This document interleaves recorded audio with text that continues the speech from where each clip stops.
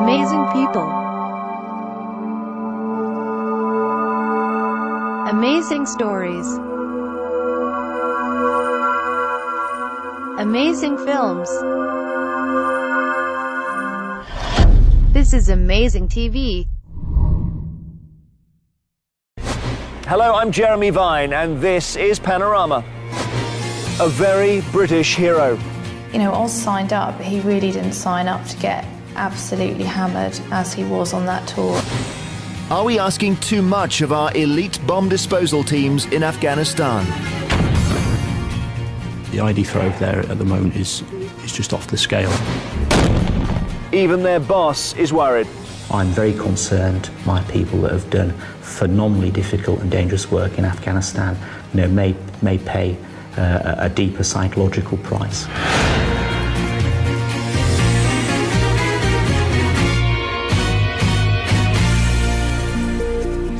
On October the 31st last year, Staff Sergeant Olav Oz Schmidt was killed when the Taliban bomb he was trying to defuse exploded.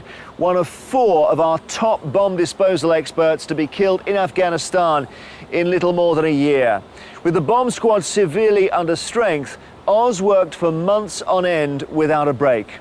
Now, in this special authored report for Panorama, his widow asks if the army is failing in its duty of care to that tiny elite band of soldiers who are at the very forefront of the war in Afghanistan. On the 29th of October last year, my husband called me from Afghanistan. He was particularly tired. He'd been up for about 4 days, he hadn't really slept, and he just said, you know, there just aren't enough others. There aren't enough of us. And I do need a break, and if it's too long for me, then it's too long for anybody. He'd been out there for over 5 months and was one of a small and elite band of highly qualified bomb disposal experts. They're the only ones who have the dangerous task of defusing the thousands of homemade bombs or IEDs found in Afghanistan.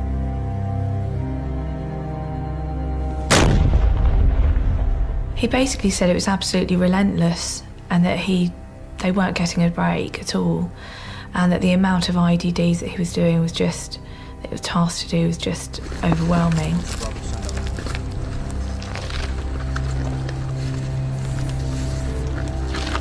I've already been living rough for 5 weeks in compounds we clear under the Afghan canopy. Staying alive is like a lottery, and patrolling the Afghan badlands is playing Russian roulette with your feet. Dealing with bombs is the easy bit. It's the getting shot at whilst doing a job that tends to make me run like hell. Oz believed his role was to preserve life at all costs, and he was proud of how many lives he'd saved. Because he's been in since he was 16, he was 30, you can actually see you've got all the different tours that he's done. Northern Ireland, former Yugoslavia, Kosovo. His last tour in Afghanistan prior to this one. So it's quite impressive, really. Bless him.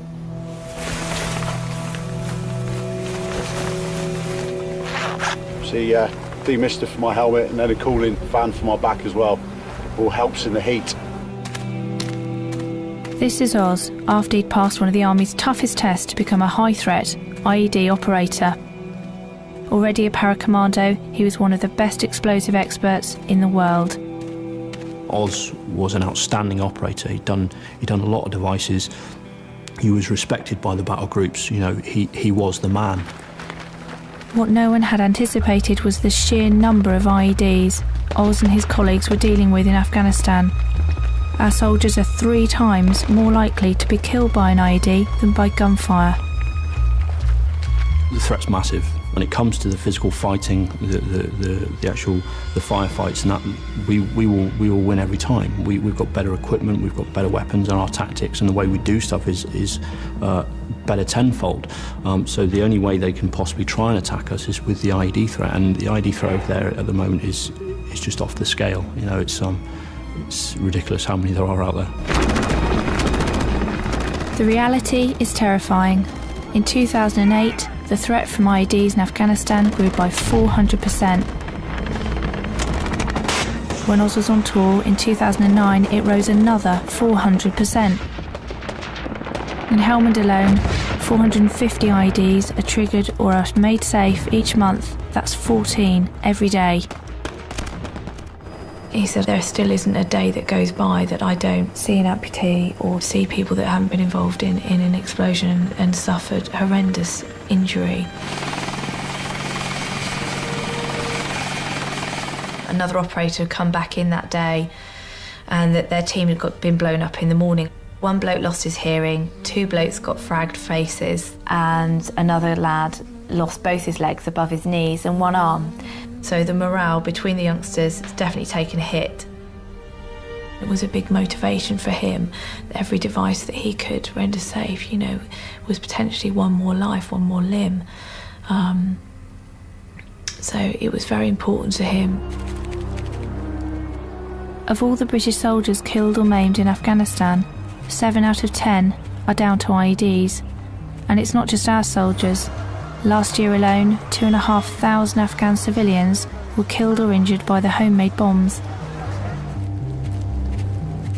Never before have high-threat operators been under so much pressure as they take the long, lonely walk to defuse each IED.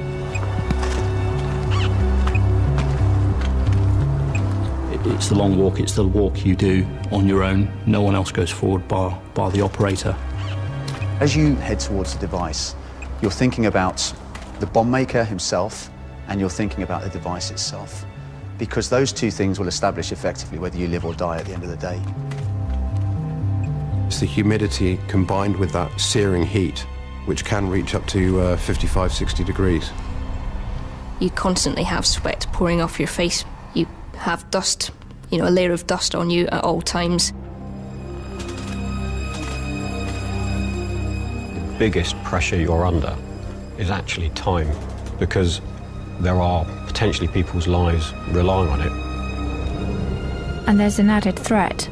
They're targeted by Taliban snipers while they work.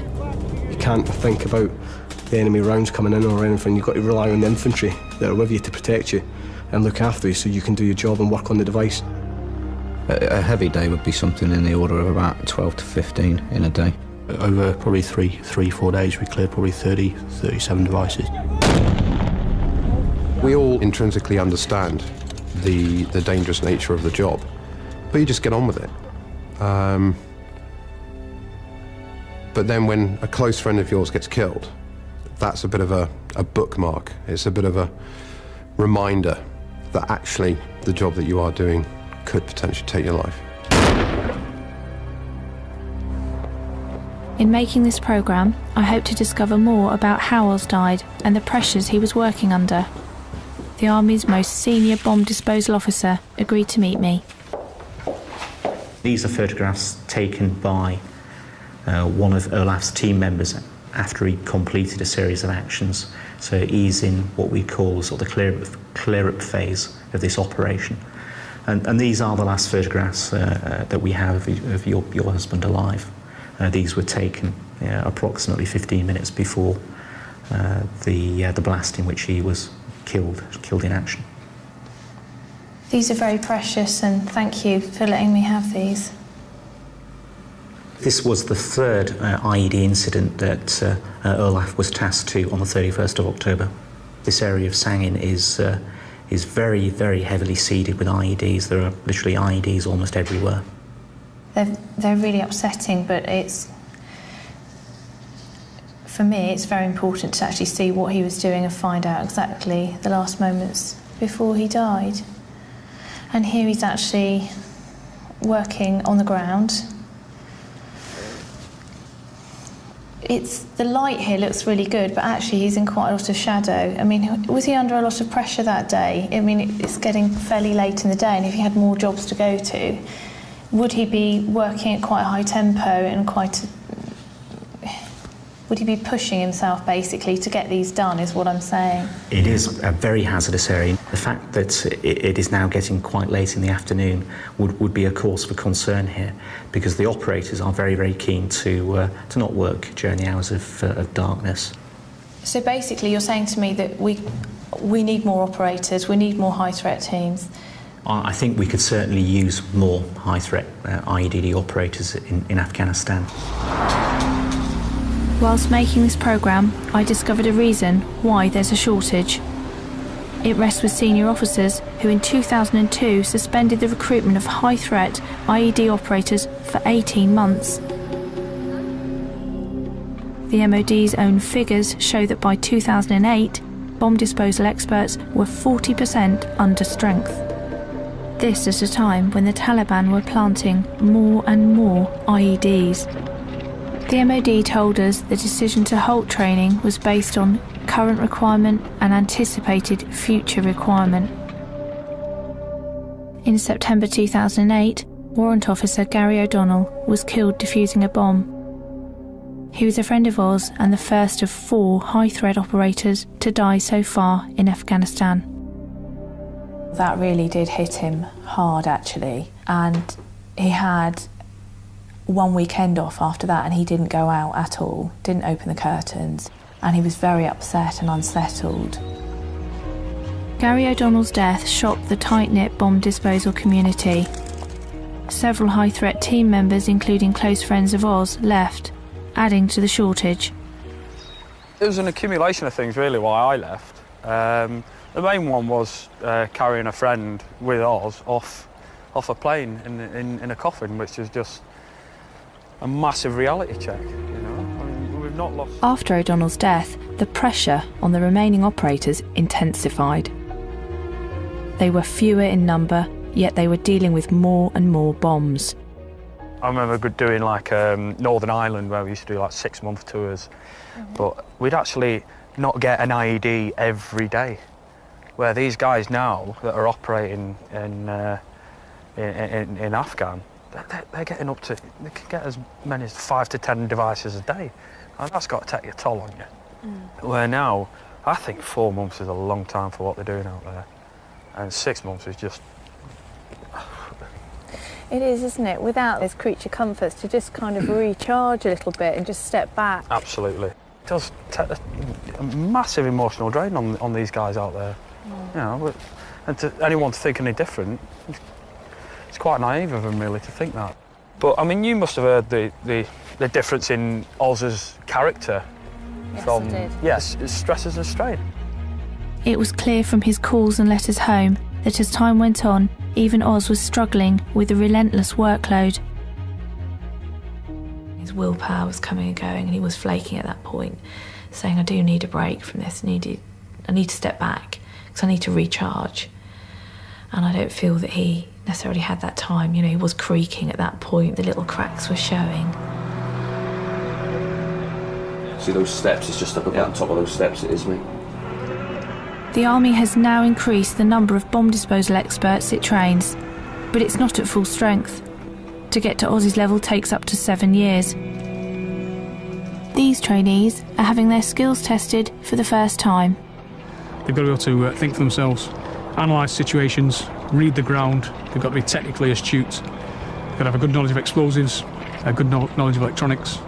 They've got to be very clever, really, and that's what we look for in our operators. We need to get maximum velocity, bearing in mind that kinetic energy equals half mv squared, v squared being the dominant process in that equation, so the higher the velocity. Trainees who pass learn to defuse bombs in the most demanding environments.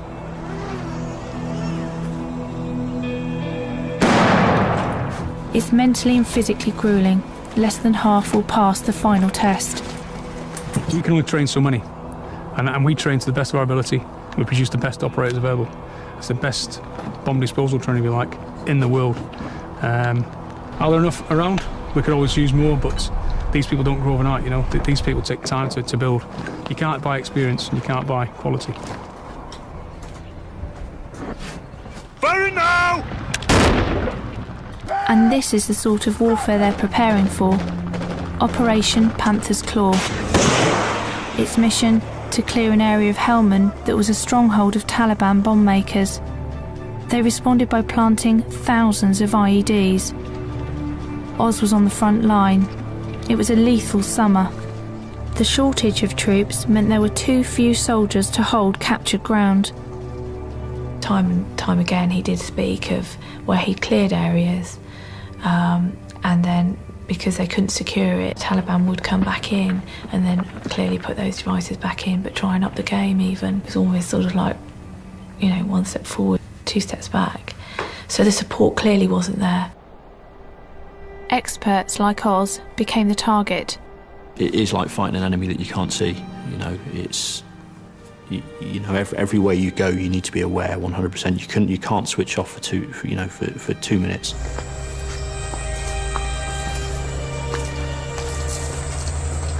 When you're dealing with a task, you're most likely being watched. They're watching what you're doing, how you're responding, and looking for ways to target you in the future. Psychologically, you just got to get on with it. You know, it's just, it's our job.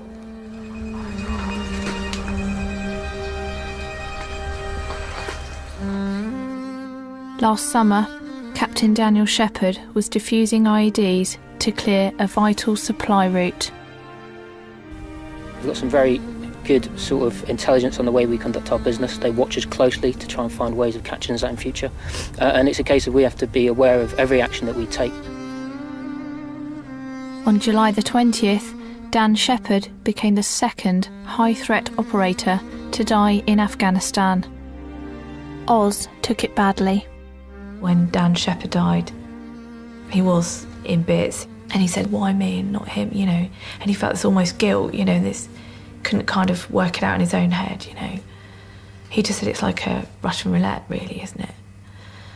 And the odds then became, he said, it's getting, now I see it's 50-50. I either live or die when I do a device. In March, I travelled to meet Dan's family for the first time. I'm not nervous about meeting them. It's just quite emotional, really, because you've both suffered a loss. This is David, my husband. Hi. Lovely to meet you. Hi. Thanks for coming. This is Paul, my son. Hiya, Paul. All right. Yeah. Nice to meet you. Doing okay? Yeah, good. Not too bad. The searing heat in Afghanistan meant Oz and Dan worked without protective bomb suits despite the huge number of IEDs. If you listen to the numbers are being quoted, I know Daniel and Oz doing 10, 15 in a day. Yeah. Yep. Daniel was really suffering with the heat. But, and that's why they can't necessarily wear a bomb suit. Absolutely. I think some people think, well, why is he not... I'm sure you've gone My through friends the and same. family said, well, why is he not wearing a bomb suit? But actually... Tell them to try and put one on. Yeah. It'll weigh a ton. And then work maybe for 8 to 10 hours in that suit, plus a day. Couldn't do it. No. But he was ultra confident, I would say. You know, nothing was going to happen to Dan. He was coming home. And I think that confidence wore off on Paul and myself. But his mother, Judy, she worried daily about the fact that she wasn't so confident as what we were.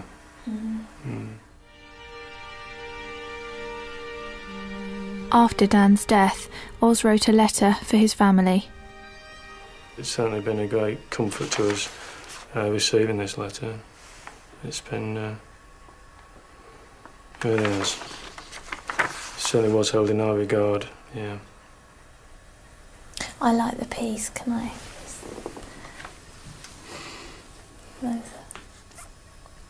I think it's important to let you know that he will never be forgotten.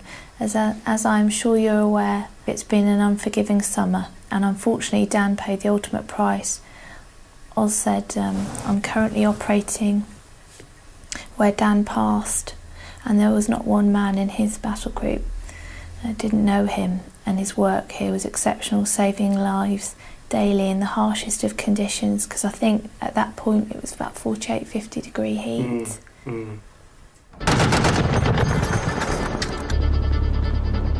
In August, Oz worked with the 2 Rifles battle group to clear Pharmacy Road. a key supply route. It was an extremely dangerous operation. 2 booby-trapped vehicles blocked the road, and the narrow alleyways around were littered with IEDs.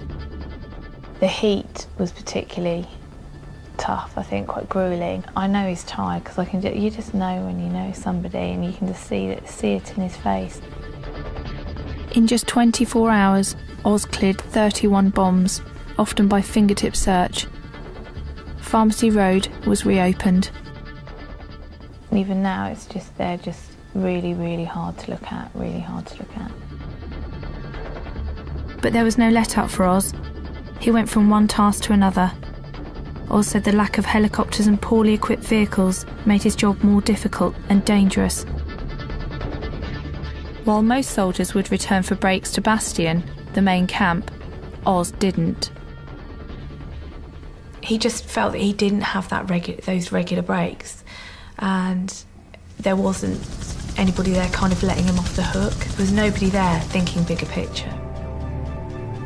Colonel Stuart Tootle commanded 3 Power Regiment during some of the fiercest fighting in Helmand.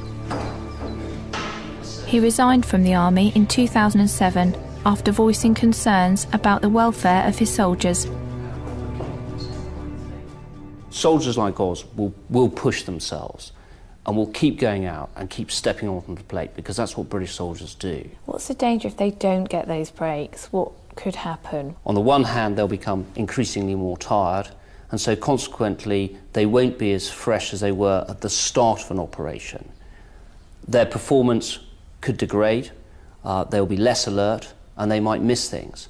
And so that's why risk increases. And that means that needs to be monitored in such a way that as troops become more tired, that they are given a break. Now, often that break may only be back in Camp Bastion, but again, 2 or 3 days back in Camp Bastion makes the world of difference to someone who's been in the line doing these high-risk tasks for several weeks. The Army has guidelines about rest breaks and length of tours, but admits they've been broken at times. They told us they are now taking steps to address the situation. I question whether the Ministry of Defence is fulfilling its duty of care to soldiers like Oz. Its own research shows that fewer breaks leave soldiers more susceptible to combat stress and PTSD. Even the Army's most senior bomb disposal officer is worried. I'm very concerned that, in the longer term, some of my people that have done phenomenally difficult and dangerous work in Afghanistan, may pay a deeper psychological price for the work that they've conducted. We're about to kick off a more detailed study looking at the psychological impacts of these operations, because we've got a duty of care. We owe it to these people to do the best we can. By late October, Oz had still not had a rest break. He'd defused hundreds of IEDs. 72 hours before he was due to come home, he called me. He was particularly tired. He'd been up for about 4 days, hadn't really slept. He just said, I can't wait for Saturday. When I get off that plane, you are definitely going to pick us up, aren't you? That's all I want to see is just you. When I get off that plane, that is all I want. That's the only thing that I've got in my mind. I had a bad feeling after that call. It was the last time I ever heard his voice. I heard the knock on the door that is directly below the window of my bedroom, and looked down and saw 2 guys in green kit with green lids. I said, "Oh God, no, God." And that's when I knew, I absolutely physically knew for sure that he was dead. I can't get past that. Literally at the 11th hour, at the very last job, I really thought we were home free.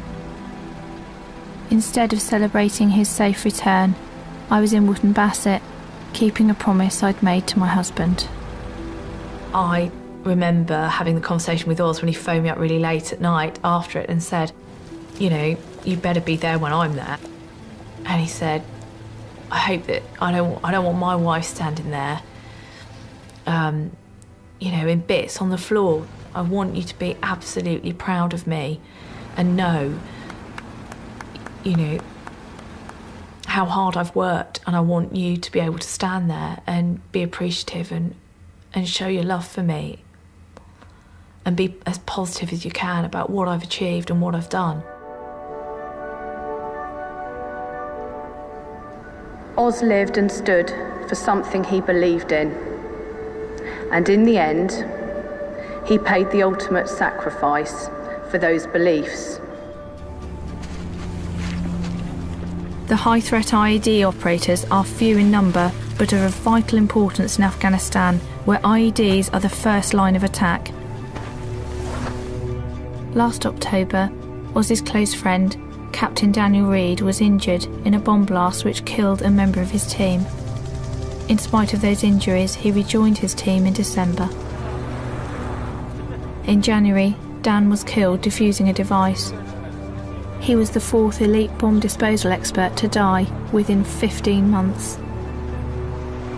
A 5th survived, but had both legs blown off.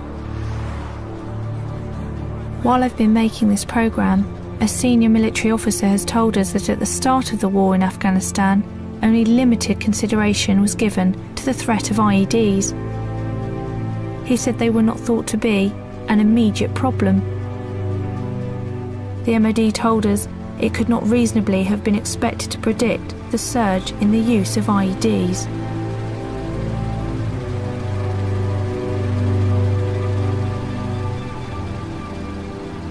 You know, Oz signed up, but he really didn't sign up to get absolutely hammered as he was on that tour and not get his R&R on time. And I feel slightly shortchanged because he signed up, but he didn't sign up for that, and I didn't. I'm very concerned, you know, as their head of trade, of the pressures that they are facing in Afghanistan. We are seeking now to bring people back into high-threat IED operations that have been out for some time. We are looking at more senior officers becoming involved in this. We've broadened our training and selection, but it will take some time before these measures can come into play. And what it does mean is it means the existing cohorts are going to be under pressure. I'm very concerned about that. In March, the special bravery demanded of the bomb disposal team was publicly recognised. I was there to receive Oz's George Cross citation. Captain Daniel Shepherd was awarded the George Medal, and collecting his George Cross citation in person was Staff Sergeant Kim Hughes. I think it really does send a clear message that they are exceptional operators, and certainly they definitely went beyond the call of duty.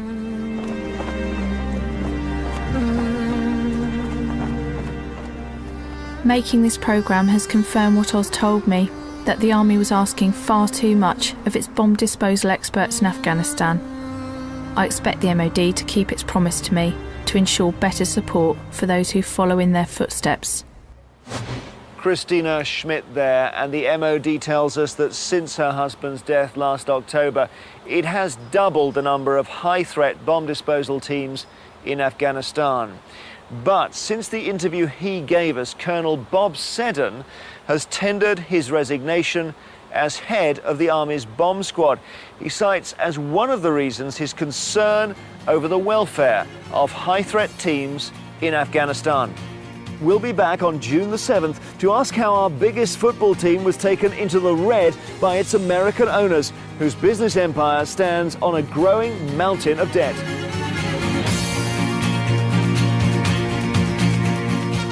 Next year on BBC One and the BBC HD channel, The Business of Fashion with Joe Malone, living more high street dreams.